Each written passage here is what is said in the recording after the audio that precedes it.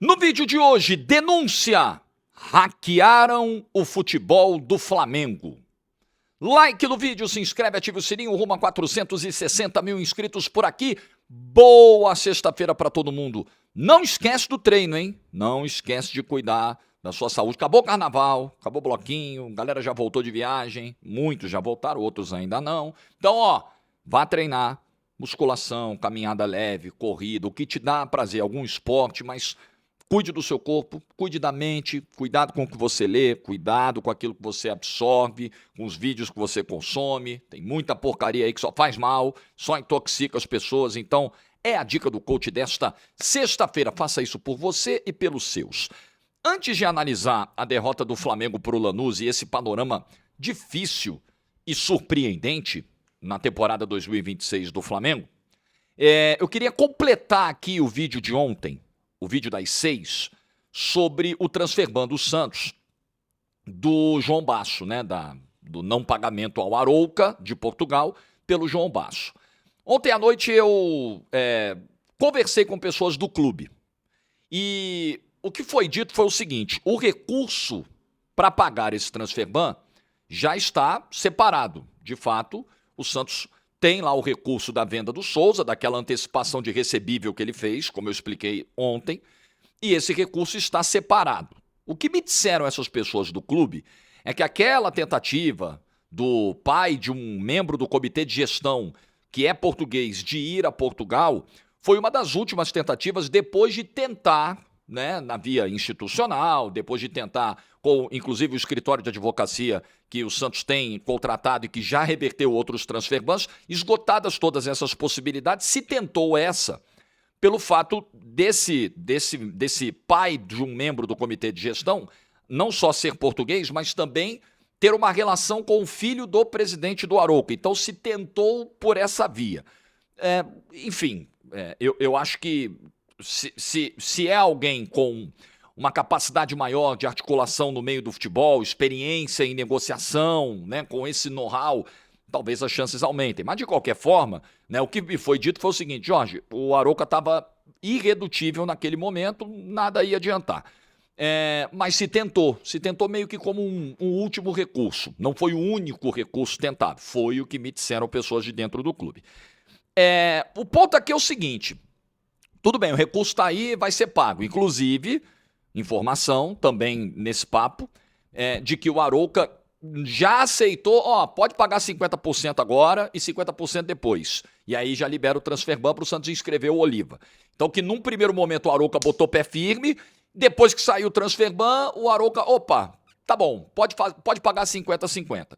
Agora, a minha única crítica então, né, dadas todas essas informações adicionais, é que pela imagem do clube, é melhor não deixar sair o transfer ban. Se saiu a decisão, me foi dito que o Santos, mesmo com a decisão, ainda esperava que o escritório revertesse com o Arouca, né? Esse escritório contratado pelo clube pudesse reverter a situação.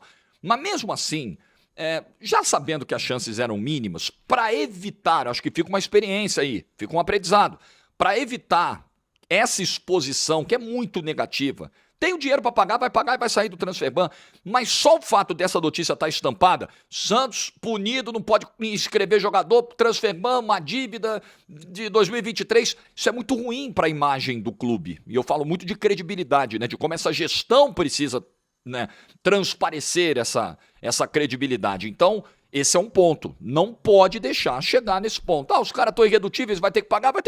Então, beleza, vamos lá e vamos pagar.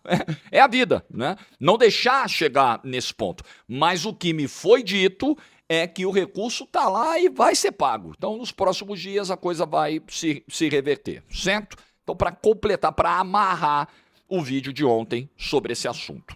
Ok? Muito bem, vamos falar de Lanús 1, Flamengo 0. O negócio é o seguinte, galera.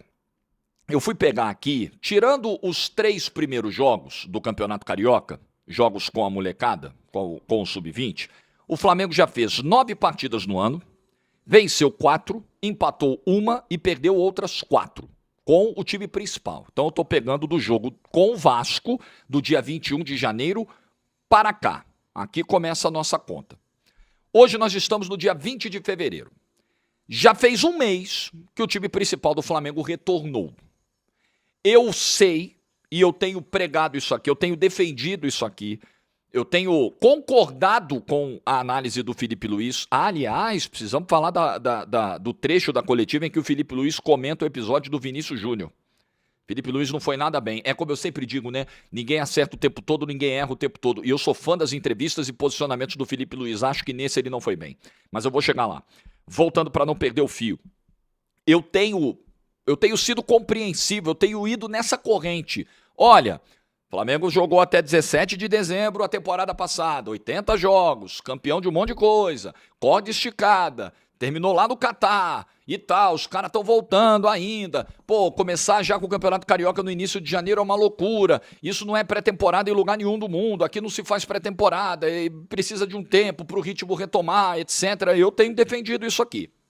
Só que nós não vamos conseguir ficar mais 2, 3 meses com esse argumento.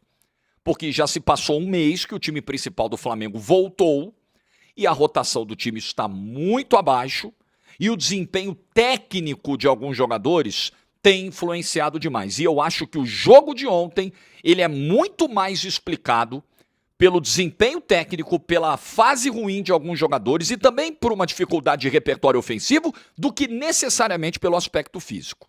Então isso precisa ficar claro. Tem um problema com a parte física? Me parece que tem. Tem um problema com o nosso calendário? Evidente que tem.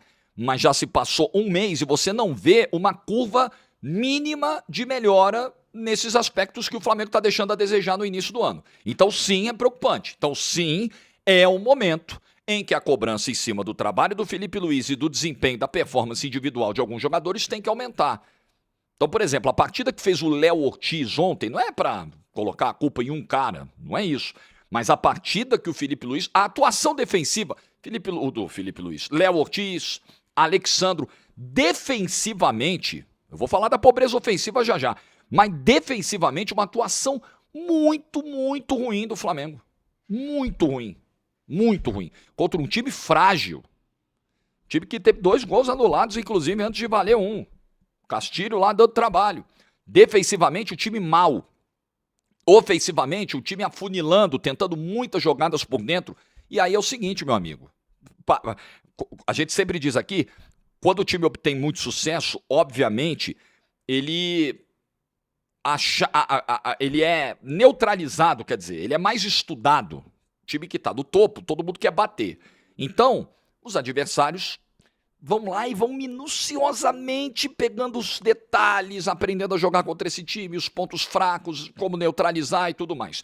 Hoje, a impressão que você tem, assim, o adversário se fecha no meio, já era. O Flamengo não consegue criar mais nada. O Flamengo tenta afunilar muitos jogos, o Flamengo ontem tentou, inclusive, um monte de bola esticada, não é muito padrão, e aí o adversário consegue sucesso. O Flamengo não está conseguindo sair de marcações e não estamos falando de um Lanús que é fortíssimo na defesa. O Lanús é um time que toma gol pra caramba, é um dos que mais cede finalizações na Argentina, é um time que tomou gol em 10 dos últimos 11 jogos que disputou. E o Flamengo ontem cedeu finalizações a esse time, com desempenho individual e coletivo muito fraco. E aí, falando lá na frente, uma chance, cara. Nós estamos falando em 90 minutos de jogo, o Flamengo teve uma chance clara, jogada que teve participação do Paquetá, do Arrascaeta, a achada para o Cebolinha, a única chance em 90 minutos. Para o time que teve o melhor ataque no Campeonato Brasileiro. Na temporada passada, melhor defesa também, foi melhor ataque, foi melhor defesa, foi campeão com absoluto mérito. E o Flamengo não consegue produzir. Então o Flamengo, nesse momento, é um time que não tem intensidade, não tem produção ofensiva e tem um desempenho terrível na defesa. É muito problema. Você vai enxergando hoje problemas em todas as faixas do campo. E aí, quando você tem problemas em todas as faixas do campo, você tem também uma questão psicológica, você tem também uma questão de confiança que vai se perdendo. Que o time está falhando, o time encontra problema contra todos os adversários. Pega esses 9 jogos aí com o time principal. O único que você pode falar, o Flamengo foi dominante, o Flamengo foi claramente superior, o clássico contra o Vasco. Você não consegue achar isso nas outras partidas. No Fla-Flu, na Supercopa também não foi dominante. no jogo contra o São Paulo, na estreia do Campeonato Brasileiro, contra o Inter que sai atrás do Maracanã e tem que buscar. Pega aí os jogos, né? Contra o Botafogo, convenhamos, a falha do Neto evitou uma disputa de pênaltis, e numa disputa de pênalti, sabe como é? O Botafogo poderia eliminar o Flamengo? É disputa de pênalti. Acho que não, porque o Neto também, Botafogo dependesse do Neto para pegar pênalti, ia ficar muito difícil. Mas veja, o Flamengo não vou contar o jogo com o Sampaio, né? Beleza, esse aí, como eu tenho dito, não dá para colocar nessa equação. Não dá, né? Contra o Vitória, o Flamengo teve 2 chances. Ganhou o jogo nas 2. Só. Em 90 minutos, dentro do Barradão. O Flamengo, que tecnicamente é muito superior ao Vitória. Então, são 9 jogos no ano. Eu sei, já fiz a ressalva, pré-temporada, parte física, desgaste acumulado de 2025, eu sei de tudo isso. Mas essa explicação ela tem um prazo de validade e esse prazo está expirando, se não já expirou. Porque, convenhamos, essa é a mesma realidade de calendário para todo mundo, infelizmente. Seria ótimo, o ideal é que o campeonato, a temporada, os jogos valendo 3 pontos, a Supercopa do Brasil, por exemplo, fosse agora, na segunda quinzena de fevereiro, não no dia 1º de fevereiro. Que o campeonato estadual começasse agora, no máximo início de fevereiro, não dia 10 de janeiro, 12 de janeiro, 13 de janeiro. Não faz o menor sentido. Mas é assim para o Flamengo, para o Fluminense, para o Botafogo, para o Vasco, para o Cruzeiro, para o São Paulo, para o Inter, para todo mundo, para o Bahia, para todo mundo. Não tem o que fazer. Então o que você precisa fazer é dar resposta. E se tem um elenco com qualidade suficiente para dar uma resposta rápida, é o elenco do Flamengo. E o elenco do Flamengo vem apresentando muitas dificuldades nesse momento, de rendimento. Muitas dificuldades. E aí o Felipe Luiz vai ter que tomar decisões. O melhor desempenho defensivo do Flamengo nesse ano foi com o Vitão titular. Danilo e Vitão. Os Léos, principalmente o Ortiz, completamente aéreos. Alguém tem alguma dúvida de que o Alexandre é mais lateral e até mais marcador do que o Ayrton Lucas? Mais completo? Acho que ninguém tem dúvida. Olha o desempenho do Alexandro nesse início de temporada. Alguém tem dúvida que o Paquetá vai encaixar nesse time? Eu não tenho, eu acho que vai. Mas claramente tem uma questão de entrosamento. Só que você precisa buscar isso rápido. E um jogador com a qualidade do Paquetá, ele tem ferramentas para se adaptar rápido ao sistema de jogo. E é atribuição do treinador fazer essa adaptação acontecer. Então é quebrar essa insegurança que o time está apresentando em campo com boas atuações, com boas soluções. Está na mão do treinador. Se a gente detecta aqui que é um problema o fato dos adversários estudarem, esmiuçarem cada vez mais o Flamengo, qual é o antídoto contra isso? Novas maneiras de jogar. Então o adversário te pegou aqui, você achou uma saída por ali.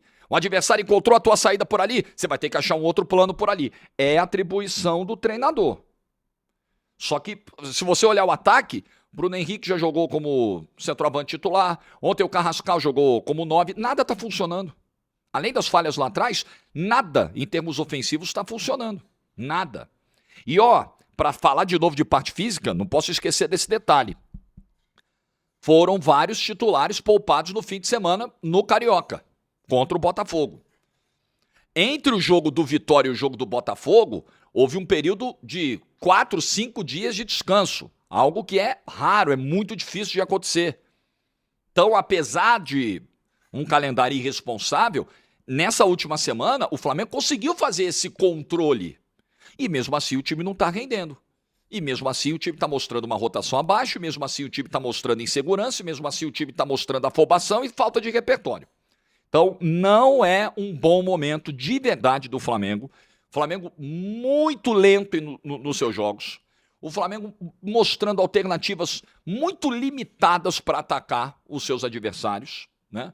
Transição hoje é uma tristeza a transição do Flamengo. Então você pode aí pegar esse jogo aí, a gente falava dos jogos ruins, né, da era Felipe Luiz, eu me lembro de ter dito sobre algum jogo, né, um dos piores primeiros tempos do Flamengo, da era Felipe Luiz, enfim. Podemos botar mais um. Podemos botar o jogo de ontem. Mais um jogo ruim, e não são muitos para ser justo, correto com o Felipe Luiz, mas um dos piores jogos que a gente viu. Contra um adversário, com todo respeito ao Lanús, com todo carinho, um adversário bem inferior ao Flamengo. Mas que mostrou muita aplicação no jogo de ontem, muito mais ligado, com muito mais espírito de decisão. E vou te falar, o Lanús também está em pré-temporada. Ontem foi o 7º jogo do Lanús. Foi o 9º jogo do Flamengo com o time principal, o 7º do Lanús. Então também nós não estamos falando, nós estamos pegando um time que está voando em 2020. Não, não está com um número intenso de partidas, não está no ritmo alucinante. 7 jogos no ano fez o Lanús, né? Então é um momento de cobrança, sim. Você cobra mais de quem pode te dar mais. O elenco que pode te dar mais do Brasil é o elenco do Flamengo. Então a cobrança vai ter que ser proporcional a isso. E tem um ponto que a gente já abordou aqui e que precisa estar presente nesse debate. O aspecto da motivação de ganhar tudo de novo. De um time que no ano passado ganhou Recopa, Carioca, Brasileiro, Copa do Brasil e foi vice-campeão do mundo. Aí tem que remar tudo de novo em 2026? O esporte é isso. Ganhei tudo ou quase tudo. O que eu vou querer agora? Ganhar de novo. Esse apetite, o Flamengo ainda não demonstrou nesse início de ano. Jorge, é início de ano, os caras estão voltando. Ok, mas já tem uma decisão de Recopa aí pra jogar. Daqui a pouco tem uma semifinal de Carioca e quem sabe uma final de Carioca pra jogar. Já teve uma decisão de Supercopa do Brasil, não tem jeito. Você começa o ano com decisão, a vida de quem ganha muito é essa. Você vai se qualificando para outras decisões e a tua vida é decidir o tempo todo. E aí, eu sei que é difícil manter a corda esticada da motivação o tempo inteiro, mas o atleta de alta performance, ele convive com isso, ele precisa conviver com isso, ainda mais jogando num clube com a cobrança que tem o Flamengo. Então, não é só dever do Felipe Luiz de conseguir mudar a mentalidade dos caras, manter a mentalidade dos caras com fome suficiente para continuar vencendo, mas é responsabilidade principalmente deles. É principalmente dos jogadores. Amigão, a bola tá com você. Você mostrou que é capaz de conquistar tudo, ou praticamente tudo no ano passado. Você precisa, no mínimo, não é garantia que você vai ganhar de novo. Não existe a obrigação de ganhar, mas existe a obrigação de competir. Se tem um elenco com qualidade para competir muito mais, é o elenco do Flamengo. Então, essa cobrança precisa existir nesse momento. Eu sou contra a cobrança desproporcional, a cobrança insana. Tanto que eu não passei o mês de janeiro defendendo que, olha aí, vocês têm que cobrar mesmo, que vergonha. Não, que o Flamengo é uma porcaria de jeito nenhum, não entro nessa. Mas com um mês de temporada, sem nenhuma demonstração de evolução, mínima que seja, tá? 5%, 10%, nada. São 9 jogos com o time principal e nada aconteceu no ano. Aí você precisa ligar o sinal amarelo. Aí não tem jeito, né?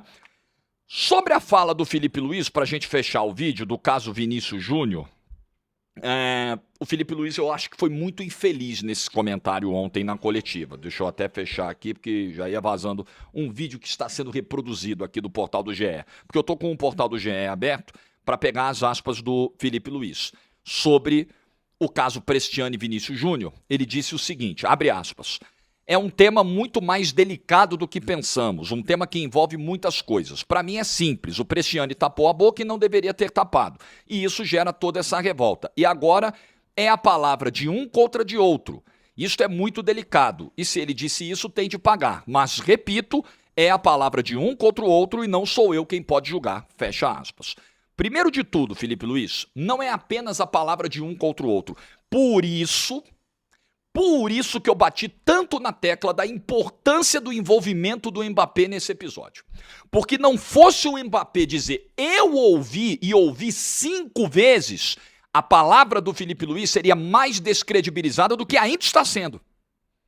Aí seria de verdade um contra o outro, mas não foi Felipe Luiz. Não foi só Vinícius Júnior contra Prestiani. O Mbappé ouviu e relatou o que ouviu, com muita convicção, com muita segurança. E a negativa do Prestiani veio 6 horas depois, talvez esperando, não saiu nenhuma imagem, né? Não tem nenhuma câmera. Nada nos programas esportivos pós-jogo foi mostrado. Então, beleza, então agora eu posso negar. Pode ter sido isso? Pode ter sido isso. Uma negativa muito frágil do Prestiani. Muito frágil. Então não é somente a palavra de um contra o outro. Acho que o Felipe Luiz foi mal nessa. Foi muito mal nessa. Agora, de fato, não é ele quem pode julgar. O julgamento vai ser feito pela UEFA. Há um processo disciplinar. E muito provavelmente não vai dar nada para o Prestiani. Porque se você não tiver uma prova de que ele falou, como ele tapou a boca, ele foi covarde, foi lá e tapou a boca para não mostrar para o mundo o que ele estava dizendo pro Vinícius Júnior, dificilmente você vai ter a materialidade para condenar o Prestiani. De fato, você não pode fazer o julgamento. Quem tem que fazer o julgamento é a esfera correspondente, é a UEFA. E também as autoridades portuguesas. Também precisam investigar esse caso. Por mais que em Portugal isso não dê nada, é só uma contravenção, enfim, eles tratam isso como algo menor. Eu sei que isso está nas mãos das autoridades, mas figuras como o Felipe Luiz tem um papel importante na conscientização das pessoas, tem um papel importante na luta para que episódios assim não continuem ocorrendo. E eu acho que é muito ruim a falta de solidariedade aqui no Brasil, tá? Eu vi colegas falando sobre isso ontem, até antes da entrevista do Felipe Luiz na Argentina, e alguns colegas têm razão quando levantam essa bola. Pouca solidariedade de jogadores brasileiros nesse momento. Pouca solidariedade. A palavra do Vinícius não basta. A palavra do Mbappé não basta. Por que a palavra do Prestiani basta, então? Vamos usar a mesma régua, então. Porque basta, então, a palavra do jogador argentino? A do Vinícius não basta, a do Mbappé não basta, de quem presenciou o episódio não basta. E outra, tem um momento da entrevista que o Felipe disse que é um caso isolado, que um caso isolado como esse não influencia naquilo que ele pensa sobre a Argentina, que é um país maravilhoso. Desculpa, Felipe Luiz, não foi um caso isolado. Nem com Vinícius, nem envolvendo argentinos, seja jogador ou seja torcedor. Isso não é um caso isolado. Eu fui muito bem tratado na Argentina. Achei um país maravilhoso, um povo super educado, super receptivo, isso eu não posso dizer. Mas dizer que isso é caso isolado é não saber o que está acontecendo nas arquibancadas. Desculpa, o Felipe Luiz joga Libertadores, é um técnico campeão de Libertadores no campo e fora de campo. Ele sabe que isso não é caso isolado envolvendo a Argentina. Ele sabe que não é. Desculpa, essa é uma fala muito infeliz. Não é caso isolado. E outra coisa também, né, Felipe Luiz? Você foi muito bem tratado na Argentina sempre. Eu, quando fui à Argentina, fui muito bem tratado. A gente não é preto, né, Felipe Luiz? A gente nunca passou pelo que os caras passam. A gente não sabe, né? Queria ouvir, né, pessoas que são pretas que vão à Argentina como elas são tratadas. Brasileiros, enfim. Queria muito ouvi-los. Eu, realmente, me senti muito bem no país, mas não dá para dizer que é caso isolado. Desculpa. Olhar o histórico de Libertadores sul-americana de torcedor argentino fazendo gesto de macaco e dizer que é caso isolado, os caras fazem lá e fazem aqui. Quantas vezes? Os caras vêm do Brasil e fazem. Então não dá pra dizer, me desculpa, que é caso isolado. Eu costumo gostar muito dos posicionamentos do Felipe Luiz. Sou fã do Felipe Luiz, acho um cara lúcido, coerente na maioria das suas falas, mas, como eu sempre digo, ninguém acerta o tempo todo, ninguém erra o tempo todo. Nessa aqui, o Felipe Luiz perdeu uma oportunidade de se juntar à luta do Vinícius Júnior. Uma luta como a do Vinícius Júnior não se luta sozinho. É impossível, se você não tiver aliados como o Mbappé, como um Felipe Luiz, como um Carlo Ancelotti, como figuras grandes, é impossível ganhar uma batalha que já é difícil ser vencida, tá? Mesmo com grandes apoios, já é muito difícil vencer essa batalha. Acho que o Felipe Luiz, infelizmente, foi mal nessa. Bem mal. Bem mal. Não é fazer nenhum tipo de condenação prévia, mas é se solidarizar. É dar crédito à palavra de quem se diz vítima do que aconteceu e tem testemunhas que referendam a sua versão. E não é qualquer testemunha, né? É um Mbappé. Muito bem. Like no vídeo se você ficou até o final. Boa sexta para todo mundo. Juízo e tchau.